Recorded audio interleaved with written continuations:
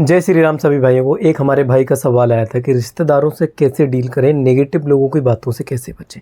आप कोई भी काम कर रहे हैं जीवन का, आप पढ़ाई कर रहे हैं, आप नौकरी की तैयारी कर रहे हैं या फिर आप ब्रह्मचर्य का पालन कर रहे हो।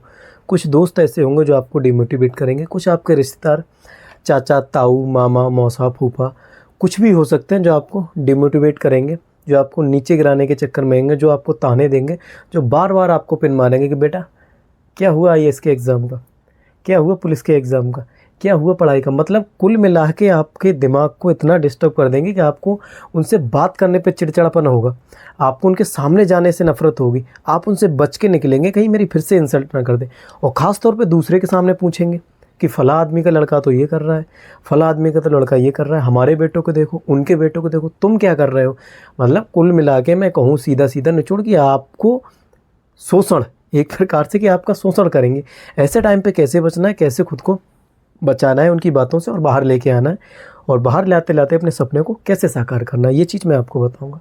सबसे पहली चीज़ दोस्तों, आपके रिश्तेदार हो या फिर आपका दोस्त हो, कोई हो, उनसे बहुत ज़्यादा नफ़रत आपको नहीं करनी है, भले ही वो आपसे नफ़रत करते हो। क्योंकि अगर आप उनसे और नफ़रत करेंगे तो उन्हें और ज़्यादा बहाने मिल जाएंगे आपके ऊपर बुराई करने का, आपकी बातें इधर उधर कहने का। वो आपसे जितनी नफ़रत करें आप उतना ही पोलाइटली बात करो उनसे, आप उतनी नफ़रत मत करो। इससे क्या होगा, सबसे पहली चीज़ तो दिमाग में आपके वो बात हमेशा नहीं घूमेगी। जब आप किसी इंसान से ज़्यादा नफ़रत करने लगेंगे तो वो उसी की बातें, उसी का दृश्य, उसी के बारे में मन में चलने लगता है कि फ़लाँ आदमी इस टाइम पे क्या सोच रहा होगा, मेरे बारे में क्या कह रहा होगा वो, अरे उसने ऐसे कैसे कह दिया होगा मेरे बारे में। तो ये चीज़ें आपके दिमाग में चलती रहती हैं।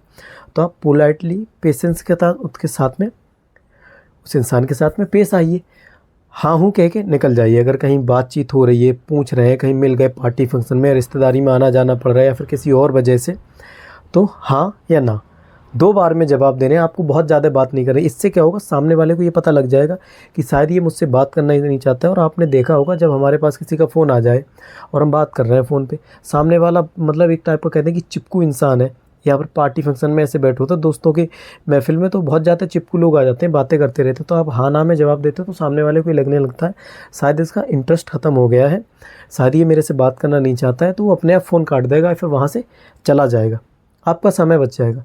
तो सबसे पहली चीज़ हाँ या ना में जवाब देना है। दूसरी चीज़ आपको जो मैं बता रहा हूँ कि नफ़रत, उनसे आपको नफ़रत नहीं करनी, उनके साथ में प्यार से पेश आना है। इसी तरीके से जब आप अपने व्यवहार में परिवर्तन लेकर आएंगे, हाँ हूँ करके निकल जाएंगे, वो आपकी बुराइयां करना बंद कर देंगे, वो आपके सामने आना बंद कर देंगे। धीरे धीरे वो उनको लगने लगेगा कि सामने वाला जो है मेरे से बात करना नहीं चाहता है। दूसरी चीज़ ये आती है कि बहुत ज़्यादा अहम है, कोई परिवार का बहुत ज़्यादा करीबी दोस्त है, लंबे समय से दोस्त रहा है, वो हमारे बारे में नेगेटिव बात कर रहा है, या फिर मामा है, चाचा है, फैमिली की बात है, बिल्कुल रिश्तेदार बहुत नेगेटिव कर रहे हैं, हमसे रिश्ता ख़त्म करना चाह रहे हैं। ऐसे टाइम पे क्या करना है हमें, ऐसे टाइम पे सीधी सी एक सी बात सोचनी है।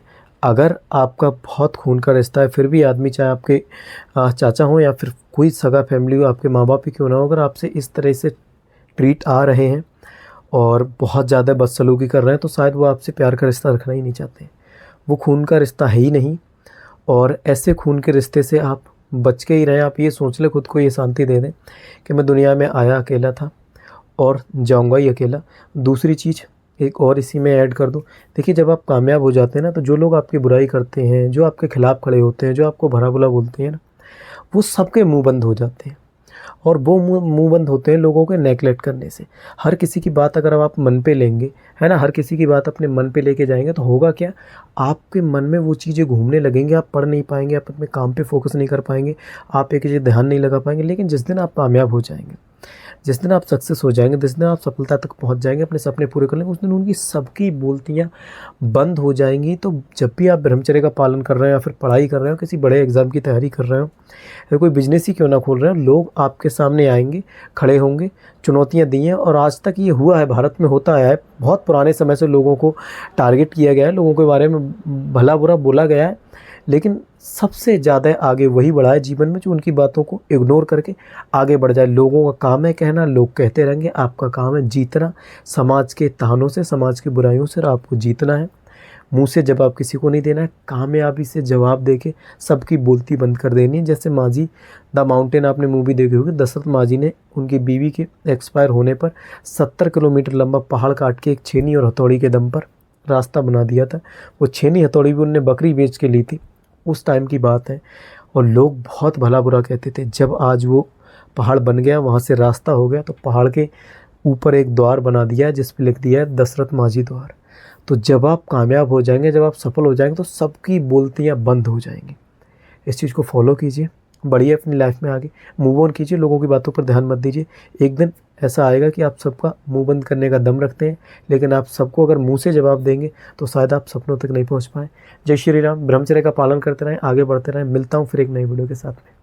वीडियो को लाइक करके चैनल को सब्सक्राइब भी कर सकते हैं और कमेंट भी कर सकते हैं। ओके।